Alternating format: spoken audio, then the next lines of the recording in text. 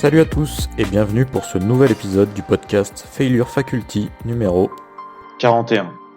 As-tu déjà prétexté avoir une montagne de boulot à terminer pour éviter une soirée? Ou simplement envoyer le message « Désolé, j'ai oublié de te répondre » au lieu d'expliquer clairement à une personne que tu n'étais pas intéressé?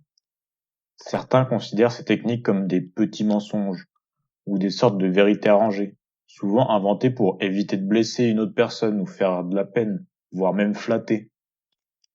Un faux compliment peut aider à former une amitié, éviter une maladresse, pousser une personne à se confier, et plus encore.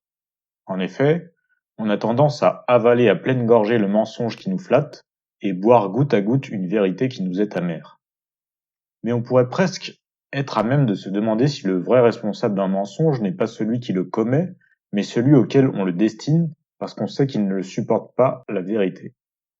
Le mensonge est en fait une sorte d'outil de tactique sociale très efficace.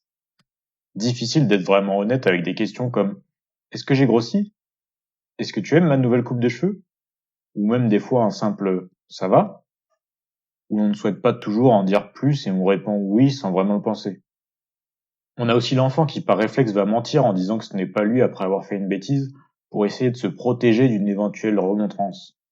Bref, la liste n'est pas exhaustive, on aura compris qu'il y a beaucoup de raisons qui peuvent nous pousser à mentir. Mais si c'est si ancré, en quoi c'est une mauvaise chose? Ou à quel moment c'est déconseillé? Tu as par exemple sûrement entendu parler de la fable du garçon qui criait au loup, où le jeune berger avait pris l'habitude de crier tout le temps au loup, pour se faire secourir par les villageois alors qu'il ne courait aucun danger.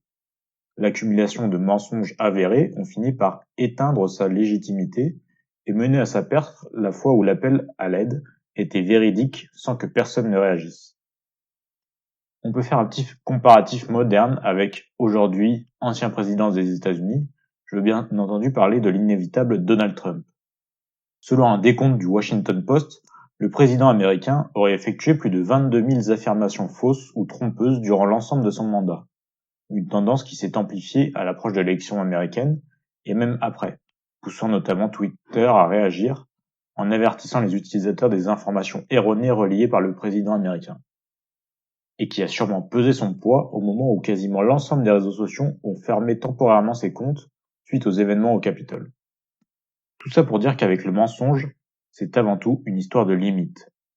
Mentir à un ou une amie qui demande son avis sur sa nouvelle coiffure, cela évite de la blesser. Mais est-ce vraiment lui rendre service, la respecter? Selon nos propres échelles de valeur, une première clé serait sûrement de ne pas arriver au point d'éprouver le plaisir de mentir, ou du moins dans la vraie vie. Ce que je veux dire par là, c'est que dans le cadre d'un jeu comme le Loup-garou ou encore Among Us qui a une très grande notoriété en ce moment, le contexte particulier permet de tolérer d'éprouver une grande satisfaction à mentir sans que cela soit nocif pour autant. Et toi, est-ce que tu t'es déjà enfermé dans un mensonge? En es-tu déjà venu à te mentir à toi-même?